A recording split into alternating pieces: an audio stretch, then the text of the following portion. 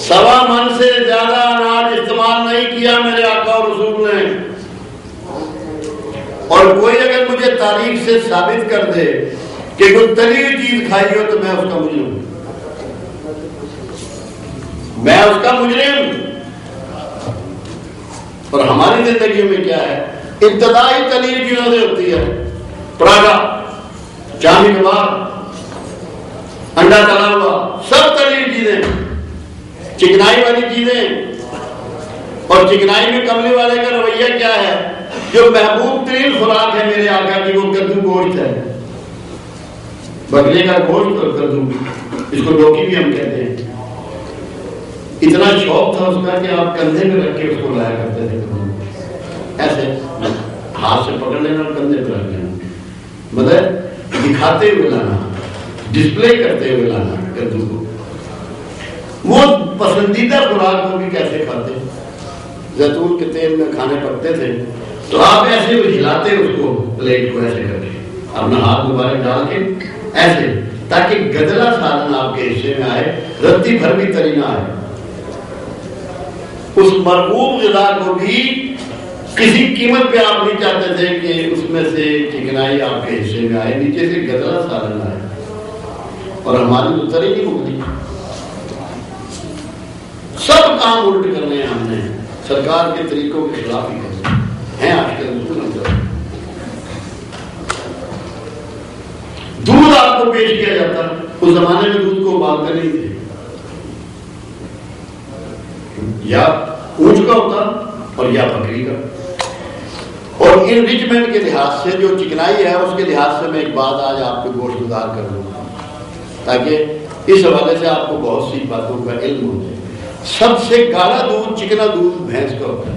Doctor صاحب ذرا بتائیے گا مجھے کہ میں غلط تو نہیں کہہ رہا. نمبر 2 پر گائے کا ہوتا ہے، نمبر 3 پر بکری کا ہوتا ہے، نمبر 4 پر ماں کا ہوتا ہے، اور نمبر 5 پر اونٹ کا ہوتا ہے. جو ریشو اس کی اس طرح چکنائیوں کی کم ہوتی چلی جاتی ہے. تو اونٹ اور بکری کا دودھ بھی جب پیش کیا جاتا جس میں چکنائی کی ریشو نہ ہونے کے برابر ہوتی، تب بھی آپ اس میں اتنا ہی پانی ملوا دیتے جتنا دودھ ہوتا، تاکہ اس کی چکنائی تقسیم ہو جائے زیادہ لوگوں میں. اور جن چائنا والوں کی میں بات کر رہا ہوں ان کے ہاں تھندا نہیں ہے، چکنائی نہیں ہے. ادرک، لہسن اور ٹماٹر کے پیسٹ سے وہ بناتے ہیں اپنا سب. چکنائی نہیں ہے، آئل نہیں استعمال ہوتا ان کے. انہوں نے سمجھ لیا بات کو. اور ہم نے خوراک میں ہر چیز تیل والی ڈالنی ہے، روغن والی ڈالنی ہے، بھوننا ہے اس کو. ہمارے یہاں باربیکیو تیار ہوتا ہے. ملٹی نیشنل کمپنیوں نے تو آپ کو پانی کے پیچھے لگا دیا نا کہ پانی گھٹ گیا ہے، پانی خراب ہے. میرا باپ، اس کا باپ، اس کا باپ یہی پانی پیتے رہے ہیں اور بہترین زندگی گزار کے گئے. جو اصل خرابی ہے ادھر ہماری توجہ نہیں ہے. ہمارے ہاں لوگ بہتر ہو گئے ہیں، حالات بہتر ہو گئے ہیں، خوشحال ہو گئے ہیں. باربیکیو کا استعمال بہت بڑھ گیا ہے، باربیکیو کا استعمال بہت بڑھ گیا ٹکے اور کباب کا. مگر جو اس کا اصل اسلوب تھا اس کے بغیر ہمارے ہاں جو یہ کھانا بنتا ہے باربیکیو، یہ اتنی ہائٹ پہ ہوتا ہے گوشت یا ٹکا یا کباب انگاروں سے. اس کی شعائیں اس کو ٹچ کرتی ہیں، اس کی سکن کو. ٹکے کباب کی جو سکن ہے اس کو ٹچ کرتی ہیں اور وہ برن ہوتا ہے، اس پہ کاربن آتا ہے، وہ کالا ہو جاتا ہے کوئلے کی طرح. اور ڈاکٹر یہاں بیٹھے ہیں، ان سے پوچھیں کیا کاربن ڈائریکٹ ہیپیٹائٹس سی اور کینسر کاز نہیں کرتا؟ بتائیں مجھے. ہیپیٹائٹس سی اور کینسر کاز نہیں کرتا یہ کاربن، ڈائریکٹ کاز کرتا ہے اور کوئی ریزن نہیں ہوتا. کیونکہ شروع سے یہ ایک بات چلی تھی کہ کینسر دھوئیں سے پیدا ہوتا ہے، تو کاربن اس پہ آ جانا تو دھوئیں کا باپ ہے.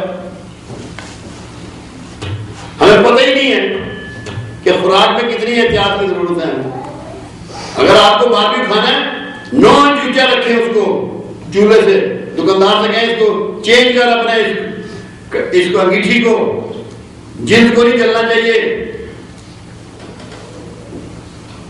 اس کے تو پیسے بچتے ہیں، اس نے پنکھا چلایا ہے، ہاتھ کی پنکھی چلائی فٹافٹ، یہ تو پتہ ہی نہیں کہ آپ کا بیڑا غرق کر رہا ہے.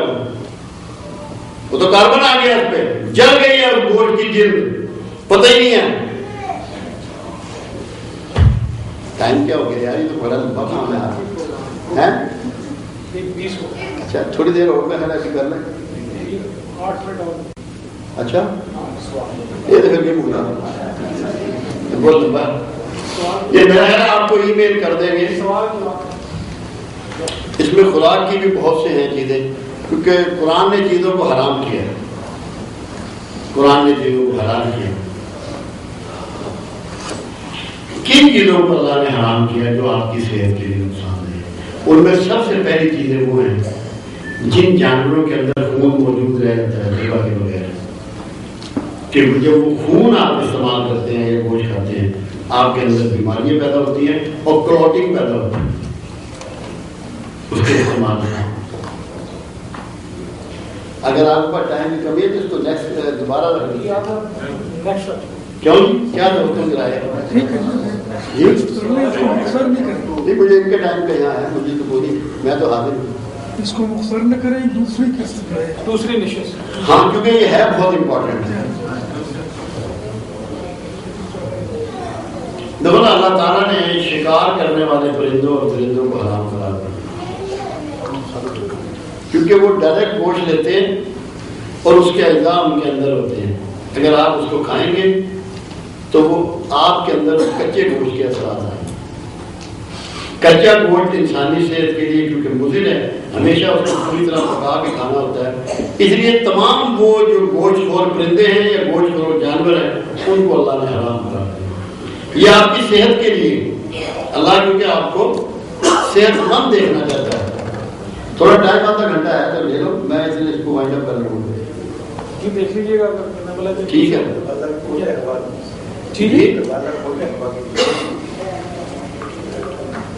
اس طرح نشہ اور چیزوں کو اللہ نے حرام کیا. کوئی نشہ اور چیز ایسی نہیں ہے جو دو کام نہ کرتی ہو. دو کام اجمل ایسا ذہنی صحت کو خراب کرتی ہے اور لیور کو لازمی خراب کرتی ہے، جگر کو لازمی خراب کرتی ہے. آج جہاں بہت سی بیماریاں پھیل رہی ہیں، جگر کی بیماریاں بہت ہیں،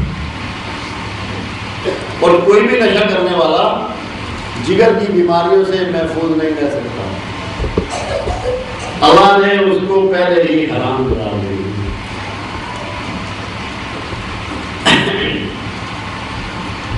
اور کمال کی بات یہ ہے کہ سمندری جانوروں کو اللہ نے ذبح سے آزاد رکھا. کیوں؟ ان میں خون ہی نہیں ہوتا تو ان کو ذبح کیا جائے. کیونکہ بنیادی مقصد ذبح کا ہے کہ اس کے خون کو بہا دیا جائے کہ اس کے اندر اسٹے نہ کرے، ڈپازٹ نہ ہو، کہ آپ کے لیے کلوٹنگ کا بندوبست ہو. کیونکہ سمندری حیات میں خون نہیں ہوتا، اس لیے ان کو ذبح سے مستثنیٰ قرار دیا. اس طرح چلتے ہوئے پانی کو پاک قرار دیا. جوڑوں اور تالابوں اور پانی کو منع فرما دیا، کیونکہ ان میں اسٹیگنٹ ہونے سے، پانی کی جگہ رکنے سے بے شمار حشرات و رف پیدا ہوتے ہیں، کیڑے پیدا ہوتے ہیں، جوکے پیدا ہوتے ہیں اور اس طرح کے مینڈک جو چلتے ہوئے پانی میں نہیں پیدا ہوتے.